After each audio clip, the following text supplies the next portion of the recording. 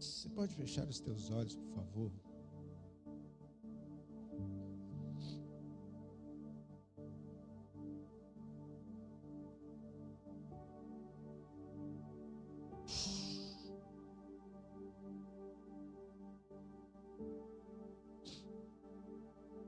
Abba,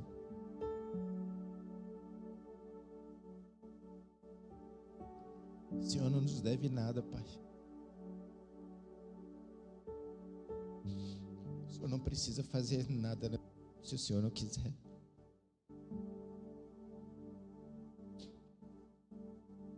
Porque nós é que somos devedores. Te devemos honra, te devemos glória, te devemos todo louvor e toda adoração. Mas se o Senhor quiser, fala conosco nessa noite, Senhor. Se o Senhor quiser, cura nesta noite. Se o Senhor quiser, salva nessa noite. Se o Senhor quiser, traz reconciliação sobre esta casa. Nós sabemos que o Senhor está aqui, não porque somos bons, mas porque o Senhor é fiel à sua palavra. Por isso nessa noite, neste ambiente, Senhor, de temor, de reverência, se assim o Senhor quiser, que seja uma noite que venha marcar as nossas vidas de uma forma sobrenatural. E assim oramos em nome de Jesus. Amém.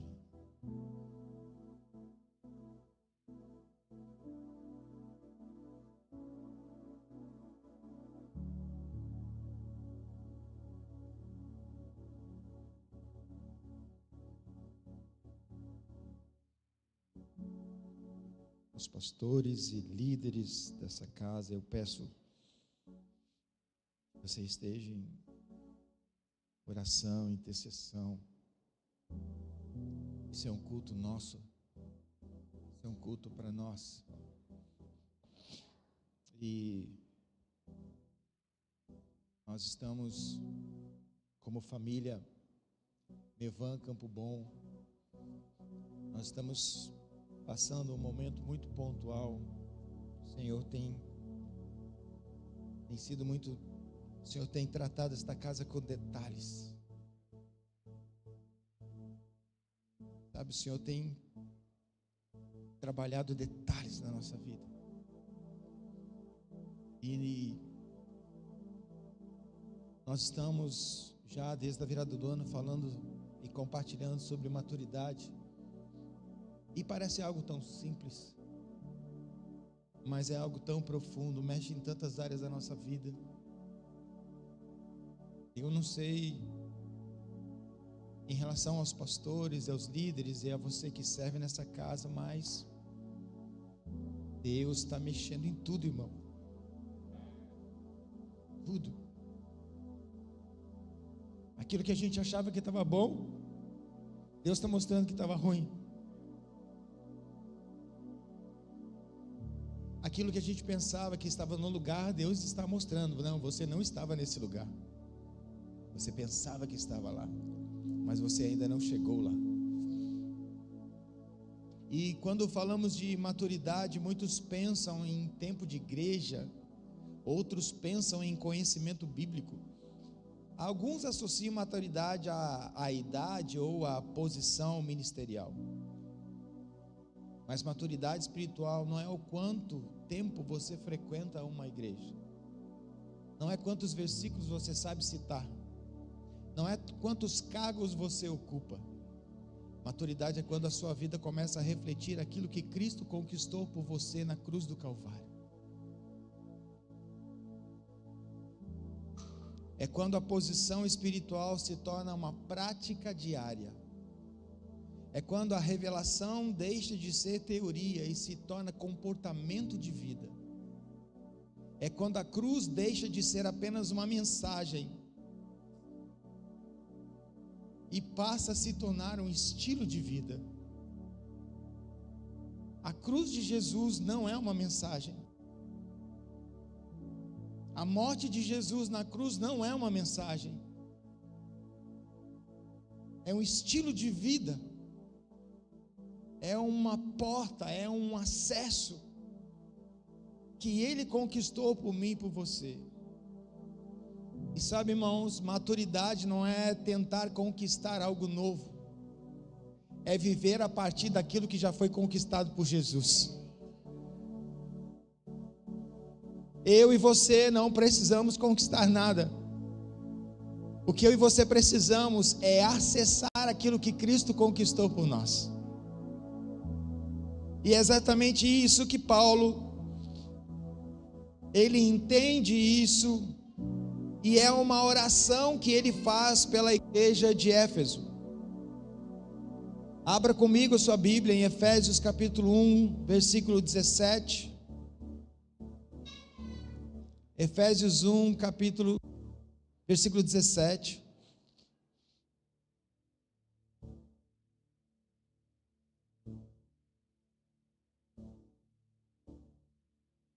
Para que o Deus de nosso Senhor Jesus Cristo, o Pai da glória, vos dê em seu conhecimento o espírito de sabedoria e de revelação, tendo iluminados os olhos do vosso entendimento. Para que isso? Para que saibais qual seja a esperança da sua vocação, e quais as riquezas da glória da sua herança nos santos, e qual a sobreexcelente grandeza do seu poder sobre nós, os que cremos, segundo a operação da força do seu poder. O apóstolo Paulo, ele não ora por poder sobre os irmãos, sobre estes cristãos. Ele ora por revelação. Ele não ora para que Deus faça algo novo entre eles. Ele ora para que a igreja enxergue o que já recebeu. Sabe, nós às vezes estamos tão focados em orar para que Deus faça algo novo, quando na realidade, todas as manhãs, tudo se faz novo sobre a nossa vida.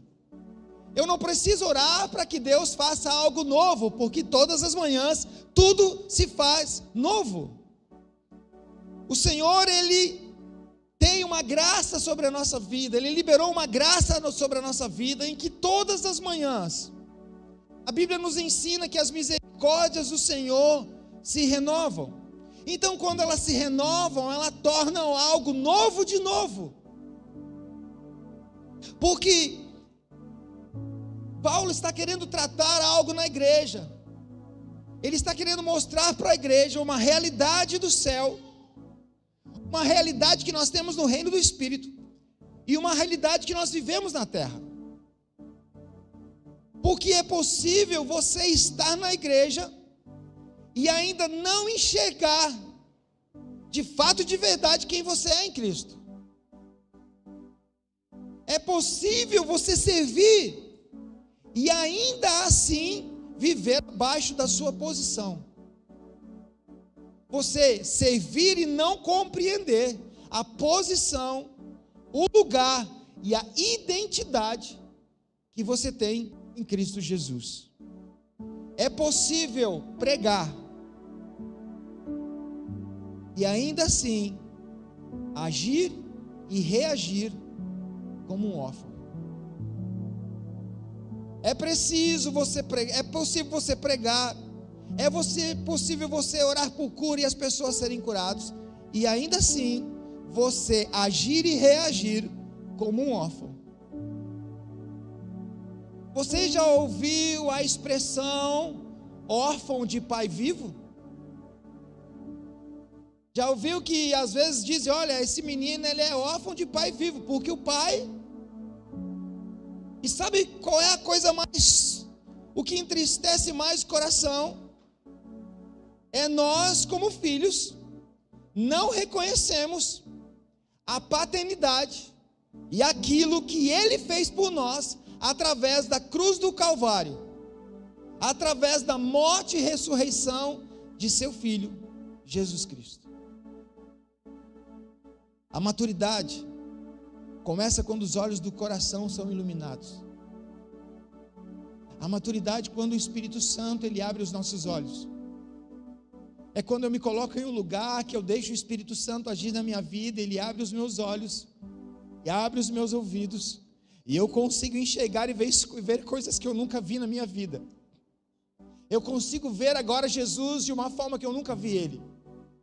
E sabe, irmão, quando você tem a revelação, e que você consegue enxergar Jesus como você nunca viu na sua vida, algo misterioso acontece. Você começa a enxergar as pessoas como você nunca viu na sua vida. Por isso que nós precisamos ter a revelação, primeiro, de quem é Jesus. Segundo, de quem somos nele, do que Ele fez por nós, de quem Ele é, mas principalmente de quem somos nele. Qual é o lugar e qual é a posição que Cristo nos colocou? Nós já temos uma posição definida no reino do Espírito, mas com um grande conflito de quem manifestamos na terra. Existe uma lacuna, existe um abismo, existe um espaço da minha realidade, de quem eu sou, quando o céu olha para mim, e uma realidade de quem eu sou quando eu olho para mim a partir de uma visão da terra. Os céus me enxergam de uma forma, e às vezes eu me enxergo a partir da visão que eu tenho da terra, de quem eu acho que eu sou. Eu e você não somos quem nós achamos que nós somos. Eu e você somos aquilo que Deus diz que nós somos. E essa realidade talvez seja dura para você. E essa realidade talvez soe como uma mentira para você. Porque você acredita que você é filho de Deus, amém? Amém? Você acredita que Deus é Pai? A minha pergunta nessa noite, a sua posição na terra é de filho?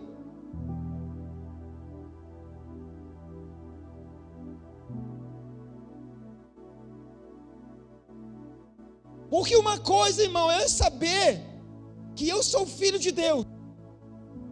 Outra coisa é eu viver como filho de Deus. Ah, aqui tem uma lacuna, irmão. Aqui tem um abismo. Porque nós conversávamos hoje. Nós aqui dessa casa, de tanto ensino que a gente tem, nós não temos grande dificuldade de entendermos a nossa identidade, de sabemos quem nós somos no Senhor. A maior luta, talvez para você hoje, não é saber ou duvidar que você é filho de Deus. A nossa maior luta hoje é entendermos a posição que nós estamos e vivemos como tal. É entender o que Cristo conquistou por nós. É entender a autoridade que há dentro de você, a entender o Espírito que habita em você, a entender que você é templo do Espírito Santo, a entender que Deus é Pai, e que Deus cuida, e que Deus protege. Efésios capítulo 2, versículo 6 nos diz assim: e nos ressuscitou juntamente com Ele, e nos fez, irmão, presta atenção nisso aqui, por favor. Nós não temos mérito nenhum. Primeira coisa que eu quero dizer, não existe mérito nenhum em mim e você. Não existe conquista nenhuma minha e sua. Tudo que nós somos, tudo que nós temos, vem de Cristo. Vem do que Ele fez. E Efésios está dizendo, Paulo está dizendo aos Efésios, e nos ressuscitou juntamente com Ele, e nos fez assentar nos lugares celestiais em Cristo Jesus. A minha pergunta: você tomou posse dessa palavra? Você tomou posse desse lugar que você vive no reino do Espírito? Porque você não é um espírito que está vagando, você é um espírito que está assentado em regiões celestiais com Cristo Jesus. Você tem um lugar, você tem uma posição que Cristo conquistou por mim e por você. E esse texto está dizendo o seguinte: quando ele está dizendo que nós estamos assentados, assentado fala de obra consumada. Sabe, depois que você limpou o terreno, pastor Natanael, cortou a grama, fez a instalação elétrica, Ricardo, terminou o serviço, e o que a gente faz? Depois que acaba, nós nos sentamos para descansar, nos sentamos para tomar uma água, nos sentamos para ver o que nós fizemos. Quando está falando que nós estamos assentados nos lugares celestiais, Cristo está dizendo o seguinte: Ele está dizendo, foi consumado. Vocês já estão nesse lugar. Você não está indo para esse lugar, você já está lá. Aleluia, nosso espírito já está lá. Aleluia. E é essa realidade do céu que nós precisamos trazer para a terra. Nós já estamos em Cristo Jesus, assentados nas regiões celestiais com Ele. Então a palavra assentado fala de uma posição de governo. Cadeira, assentado, fala de governo. Nós estamos assentados com Cristo, ou seja, nós estamos num lugar de governo, porque a terra Deus deu aos homens para governar. Assentado fala de identidade resolvida. Eu não tenho mais problema de identidade. Isso está resolvido, por quê? Porque Cristo conquistou uma identidade de filho para mim. Quando eu recebo a Cristo como meu Senhor, eu me torno filho. Não pela confissão simplesmente que eu faço, mas por aquilo que Cristo fez por mim. Ouça com muita atenção, irmão. Muitos estão assentados espiritualmente, muitos estão nesse lugar, mas perturbados emocionalmente. Muitos estão nesse lugar de governo, nesse lugar de identidade, muitos estão nessa posição, no reino do Espírito, mas não compreenderam e vivem perturbados emocionalmente. Nós estamos posicionados nesse lugar no reino do Espírito, mas andamos inseguros. Nós estamos aceitos no reino do Espírito, mas ainda buscamos validação das pessoas. Nós estamos justificados pelo sangue do Cordeiro, mas ainda tentando provar valor para as pessoas. Você não precisa mostrar o seu valor e provar o seu valor. Deus já mostrou o seu valor por ter sacrificado o seu único filho na cruz. Então o seu valor está refletido na morte de Cristo na cruz. E essa realidade do reino do Espírito você precisa pegar para você, irmão. Você não precisa provar nada para ninguém.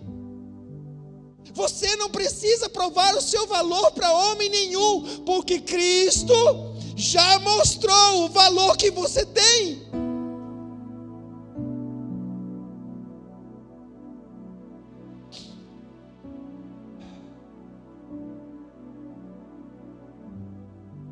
Se estamos assentados, por que ainda vivemos inquietos? Filipenses 4:6 diz: não andem ansiosos. Por que vocês estão andando ansiosos? Mas antes, façam conhecidos. Coloque a sua ansiedade para o Senhor. Não significa que Ele vai resolver do jeito que você quer. Eu estou com essa ansiedade, eu não sei se vai dar certo ou se não vai dar certo. Irmão, quando você ora, não significa que Deus vai fazer o que você quer, mas a paz vai vir dentro de você. pode dar tudo errado, mas você sabe, eu orei, Deus me deu paz, e se Ele não me deu, é porque Ele não queria me dar. Sabe o que Deus está querendo dizer, irmão? Deixa eu governar, deixa eu cuidar da sua vida. Do jeito que você fez até hoje não deu certo, então vamos combinar, deixa eu cuidar dela. Pastor, como eu faço? Olha a sua vida a partir do céu e não a partir da terra. Olha como Deus te vê e não como o diabo te enxerga.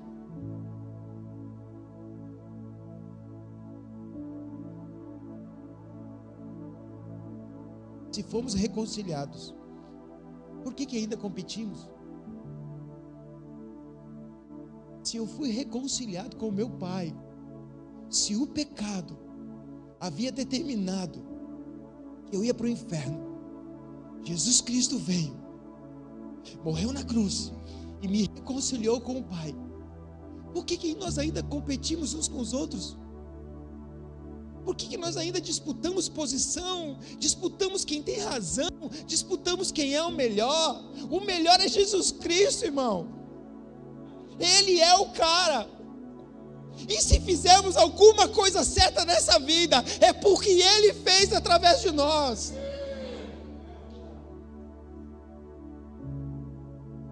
A cruz de Cristo veio para matar nós, para matar o ego, para matar o orgulho. E esse diabo desgraçado, confinado ao inferno, usa até os dons que nós temos para tentar mostrar à nossa mente que nós somos alguma coisa. Não, você não é nada. Sem Cristo você não é nada, você é pó e ao pó voltará. Mas Cristo em mim, a esperança.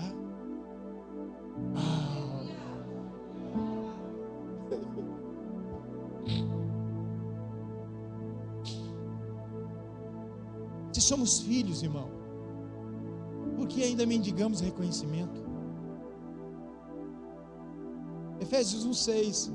Se você é filho de Deus, ei, presta atenção, Henrique, se eu sou filho de Deus, se eu sou filho do rei, se eu sou filho do dono, do ouro, da prata, de tudo que existe, você acha que eu preciso mendigar a atenção de pessoas?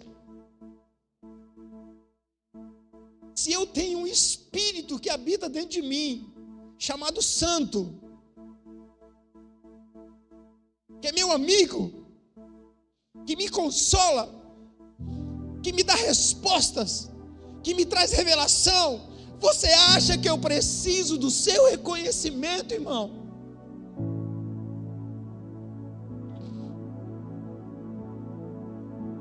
Se o meu pai me mandou fazer alguma coisa, se o meu pai me disse, vai, você acha que eu preciso me esforçar para que aquilo que ele me disse dê certo? Não! Eu não preciso me esforçar para que a palavra do Senhor prospere. Ele tem compromisso com a palavra dele. Nós só somos canais. Quando eu entender que eu não tenho compromisso, que a palavra dê certo, você vai entender que quando ela der certo, não é mérito seu, é mérito do Senhor. Você é só um mensageiro, mas Ele é o dono da mensagem.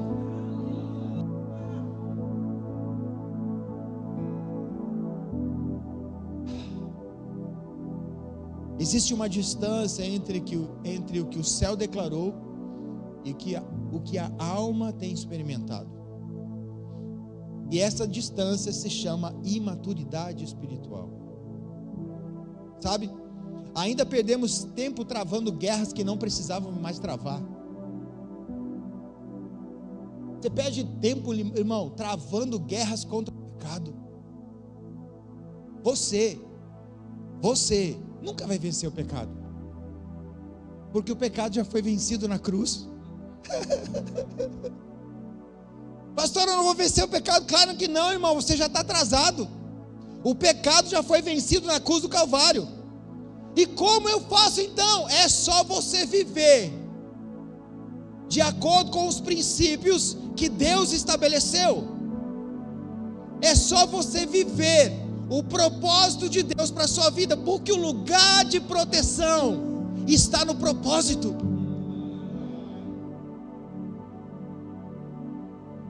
Pastor, então no propósito eu não vou passar dificuldades. Vai. E muita. No propósito você vai passar rejeição. No propósito irão falar de você. No propósito você vai passar dificuldade financeira. No propósito vai te faltar algumas coisas.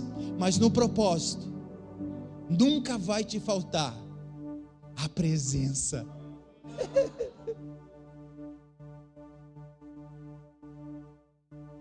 Senhor, pode me faltar tudo, mas nunca me deixe faltar a tua presença.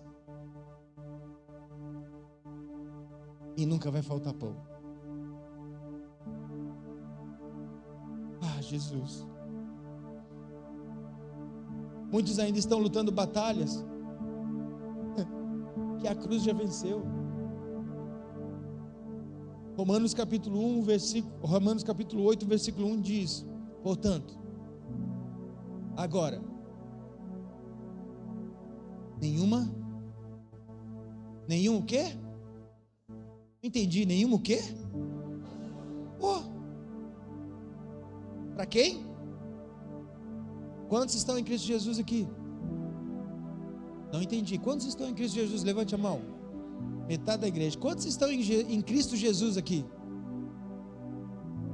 E por que você se condena?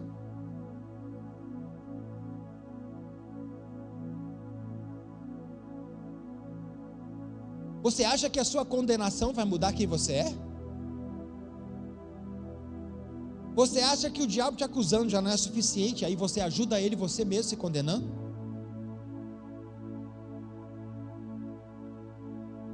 Você acha que o diabo precisa da sua ajuda para te condenar? Só que o céu olha para você através de um sangue, e o céu diz: não há mais condenação em você. O céu olha para você através do sangue, porque se não for o sangue, tem muita condenação. Mas graças a Deus, o sangue do Senhor Jesus nos purifica de todo pecado. Então quando o céu olha para nós, pastor Edenilson, ele olha para o sangue, e o céu olha e diz assim: não há condenação. Não há condenação lá, não há condenação lá, não tem condenação ali. Por quê? Porque eles estão em Cristo Jesus. Mas pastor, eu peco. A Bíblia diz o seguinte: não há nenhum sequer que não peque,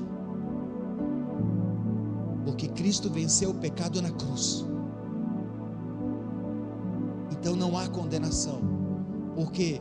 Porque sempre que eu erro, sempre que eu peco, eu tenho um Jesus, meu advogado fiel, que intercede, que advoga as minhas causas junto ao Pai, e diz para o Pai: Pai, eu morri por ele, Pai, eu morri por ela, então não impute esse pecado, porque ele não sabe o que faz, é menino, é menina, não entendeu ainda, Pai, a olhar o que eu fiz, não da terra para o céu, mas do céu para a terra.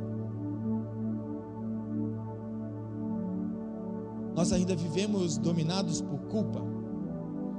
2 Timóteo 1,7 diz: porque Deus não nos deu um espírito de medo, mas de poder, de amor e de moderação. Medo não provém do Senhor. Por quê? Porque o perfeito amor. Eu não entendi. Porque o perfeito amor. Então o que você precisa para sair do medo? Amor. E amor não é um sentimento. Amor é uma pessoa. Deus não tem amor. Deus é amor. E por isso ele amou o mundo de tal forma que deu e entregou o seu Filho, para que todo aquele que nele crê não pereça, mas tenha. Sabe o que você precisa tomar posse nessa noite? Me pergunta, o que, pastor? Você tem vida eterna. Aleluia, glória a Deus. Está começando a ficar bom. Se temos essa identidade, mas ainda somos governados pela ansiedade. Efésios capítulo 1, versículo 6, afirma que fomos feitos agradáveis ao amado. Deixa eu dizer algo para você. Você não se torna agradável a Deus por aquilo que você faz. Nada que você faz vai deixar Deus mais agradável com você. Jesus, ele não tinha feito absolutamente nada. Mas quando ele chega no Rio Jordão, João Batista está ali, batiza Jesus, vem o Espírito Santo como uma pomba, mas não era uma pomba, pousa, e uma voz do céu diz: esse é meu filho amado. Jesus não tinha feito nenhum milagre, porque Deus se regozija com os seus filhos por quem eles são, e não por aquilo que eles fazem.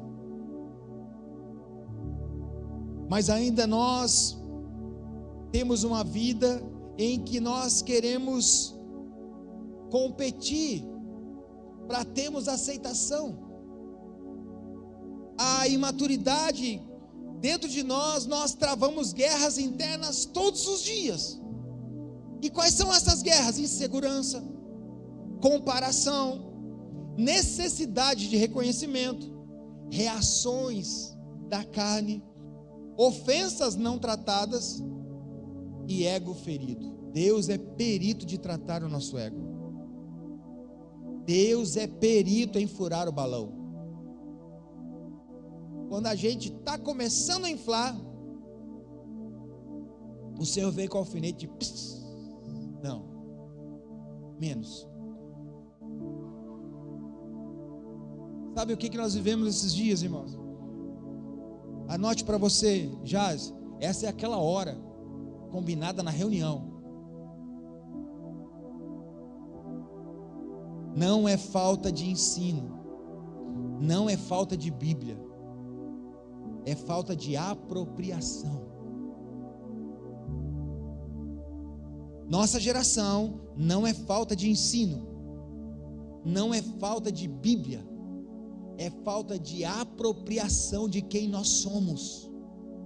Você precisa se apropriar da obra de Jesus na cruz. Você precisa tomar posse da sua identidade. Você precisa tomar posse da realidade no reino do Espírito, para que você possa estabelecer o reino de Deus na terra. Lembra da oração que Jesus ensinou? Pai vosso, Pai nosso, que estás santificado, seja o vosso nome, venha a nós o vosso reino. Depois que o reino vem, ele diz: seja feita a tua vontade, aqui na terra, como? Qual é a vontade de Deus no céu? Você acha que Deus tem necessidades no céu? Você acha que Deus precisa de alguma coisa no céu?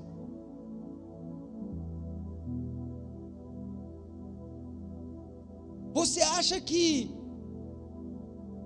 os anjos adoram a Deus porque Ele pediu? Eles adoram o Senhor porque a presença de Deus, não existe outra coisa para você fazer quando você está na presença dEle, além de dizer: Santo, Santo,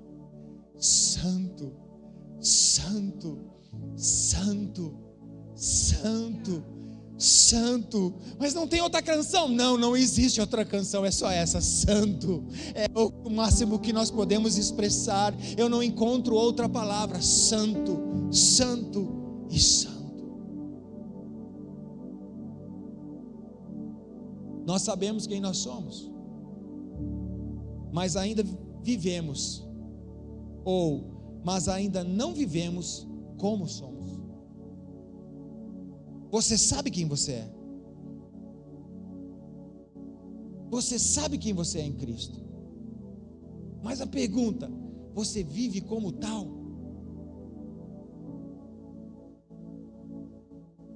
Por isso que há uma convocação essa noite.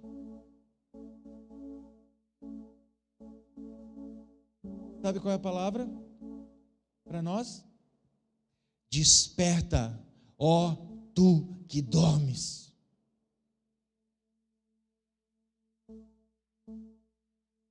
E eu não estou falando sono físico, mas um sono espiritual que te adormeceu, que fez você se acostumar com quem você é na terra e não se apropriar com quem você é no céu.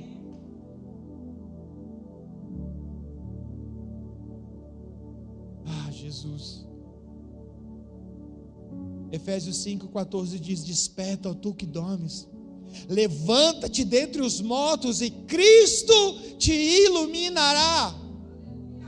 Levanta, tu que dormes, levanta dentre os mortos e Cristo vai te iluminar. Sabe o que Paulo está falando? Ele não está falando aqui para ímpio. Paulo está falando para crente. Ele está dizendo para os efésios: levanta, vocês que estão dormindo, acordem. Porque o máximo que nós podemos fazer como pastores e líderes, irmão, é ser como um despertador na sua vida. Nessa noite eu só posso ser um despertador na sua vida. Eu só posso te despertar, mas eu não posso te tirar da cama. Eu só posso te acordar sendo instrumento nas mãos de Deus nessa noite, mas eu não posso te tirar da cadeira. Essa é uma decisão sua. Por isso a palavra está dizendo: desperta tu que dormes. E Cristo não é o pastor Jean, não é o líder A ou o líder B. Cristo iluminará você. Pastor, o que é que eu preciso? Você precisa acordar. Acordar, pastor, para quê? Acordar para uma realidade do céu. Porque para a realidade da terra você está bem acordado já. Mas o Senhor está te chamando nessa noite para você se acordar, se despertar, se levantar para uma realidade dos céus. E a realidade dos céus é que Cristo conquistou tudo por nós, e tudo para nós na cruz. A realidade do céu é que nós somos santos. A realidade do céu é que nós somos curados. A realidade do céu é que nós somos libertos. A realidade do céu é que tudo nós podemos nele que nos fortalece. A realidade do céu é que não temos depressão. A realidade do céu é que não andamos ansiosos. A realidade do céu é que não estamos preocupados. A realidade do céu é que descansamos no Senhor.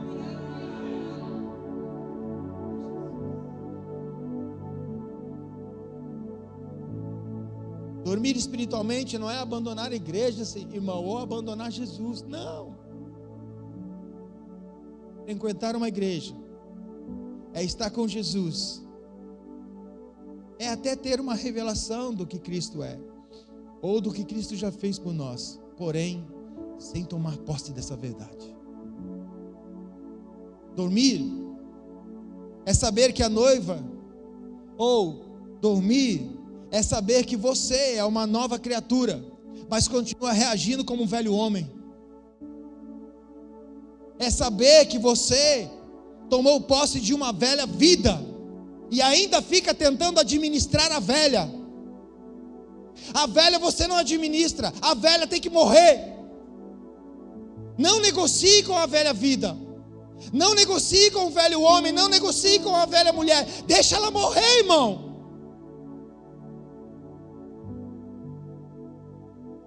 Dormir é pregar liberdade, mas viver preso emocionalmente. Dormir é ensinar autoridade, mas ser dominado por qualquer impulso. É pregar sobre autoridade e qualquer coisa te desalinha. É falar e ensinar sobre autoridade, mas qualquer coisa te derruba. Dormir é você não viver uma realidade que o céu tem sobre a sua vida e sobre a minha. Então, a palavra dessa noite é: desperta, povo de Deus.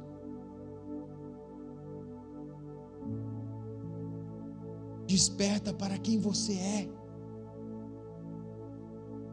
João capítulo 8, versículo 6, e eu encerro aqui.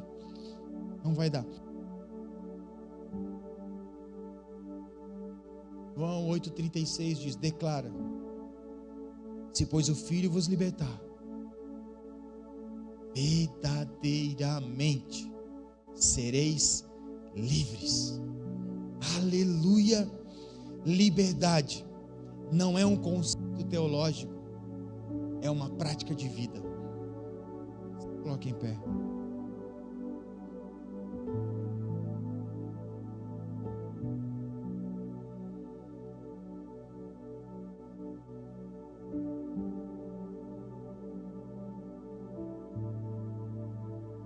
Romanos 6, versículo 6 diz: sabendo isto, que o nosso velho homem foi crucificado naquela cruz, junto com Jesus.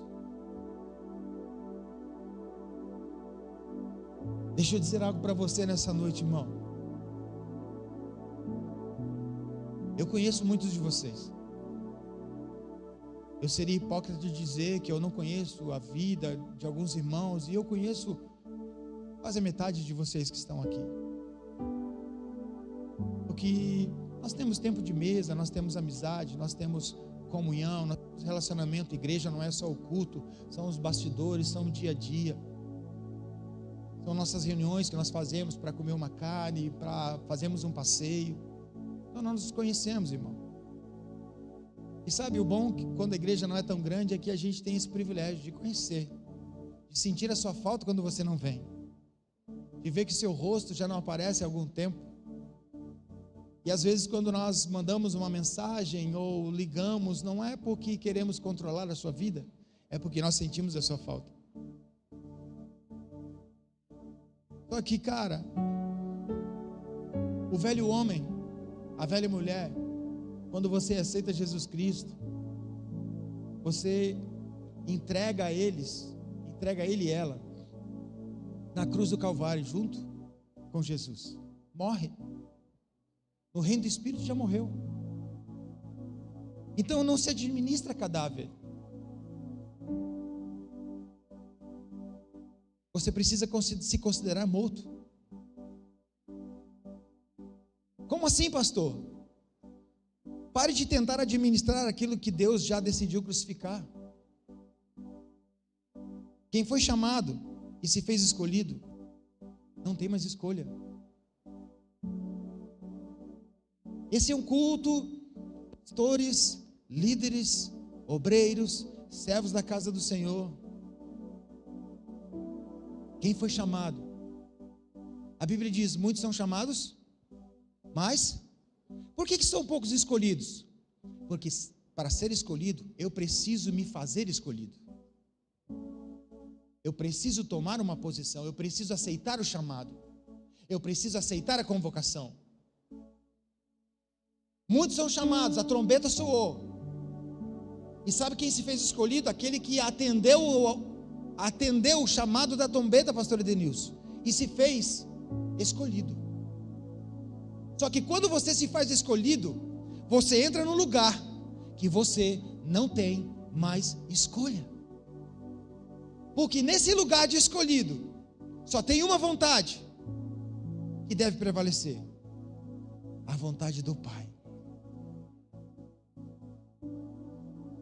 Você acha que era difícil para Jesus fazer o que ele fazia? Não. Você acha que Jesus acordava com um conflito, a não ser o conflito da cruz, que ele disse: Senhor, se for possível, passa de mim esse cálice, contudo que não seja feita a minha vontade, mas a sua. Foi o único momento que Jesus ele...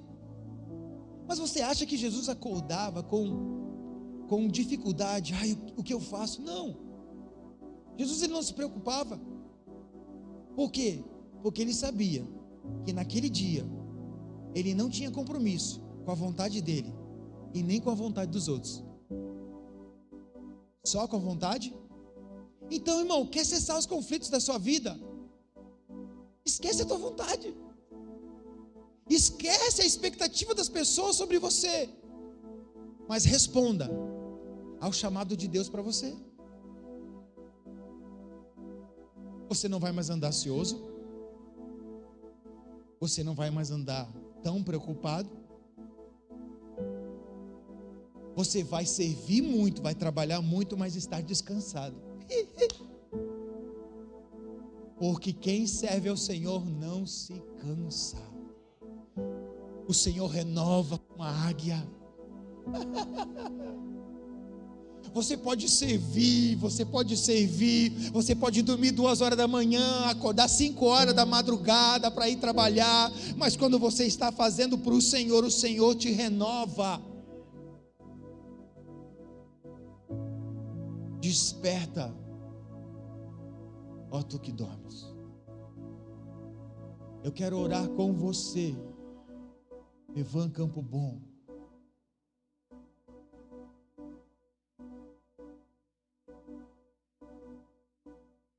Você entendeu o que o Senhor está falando nessa noite? Entendeu, irmão? Só diga amém. Você que disse amém, saia do seu lugar e passe aqui na frente. Porque se você deu amém, é porque você entendeu o que o Senhor quer fazer nessa noite.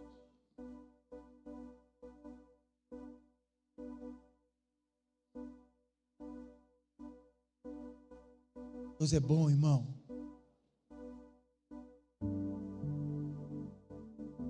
Sabe o que é mais maravilhoso?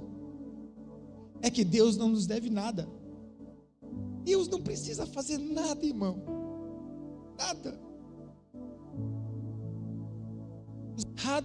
Os errados éramos nós. E nessa noite eu volto a dizer: Deus não precisa fazer nada se Ele não quiser. Ele continua sendo Deus. Mas sabe, eu creio no poder da presença do Senhor. Eu creio no que Deus pode fazer num culto de quinta-feira. Até no dia do aniversário, Vanessa. Aquilo que o Senhor pode fazer. Pastor, eu vim aqui na frente para quê? Você veio para tomar uma posição e despertar. Eu quero que você ore. Eu quero que você olhe para dentro de você e você se veja como você se enxerga. Quem é você? Como você se enxerga? Quando você olha no espelho, quem você vê? O que as pessoas disseram que você é? O que você pensa que você é? Ou o que Deus diz que você é? Pastor, mas eu tenho feito tantas coisas erradas. Pastor, eu sou pastor também, eu sou líder também, eu sou obreiro aqui nessa casa, mas eu tenho feito tantas coisas erradas. Deixa eu dizer para você, irmão, os erros, Deus não está preocupado com os teus erros. Deus está preocupado com o lugar que eles te levam. Mas nessa noite, eu quero que você olhe para você a partir do céu. E sabe o que o céu diz? Você é minha filha amada. Você é meu filho amado. Sabe o que os céus dizem? Eu não vejo pecado em você. Eu vejo um sangue que te purifica.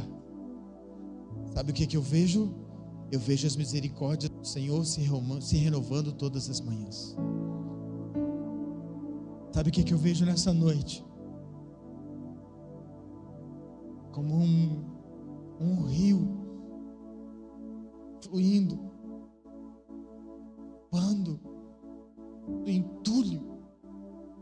tudo que disseram a teu respeito, tudo que você decretou que você era. O Espírito Santo, ele, se você permitir, ele vai te purificar, te limpar por dentro. E a luz da revelação de Cristo vai abrir os teus olhos.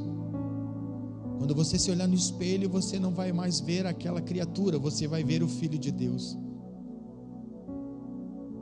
E sabe, quando você se enxergar diferente, você vai enxergar todas as pessoas que um dia te fizeram mal de forma diferente.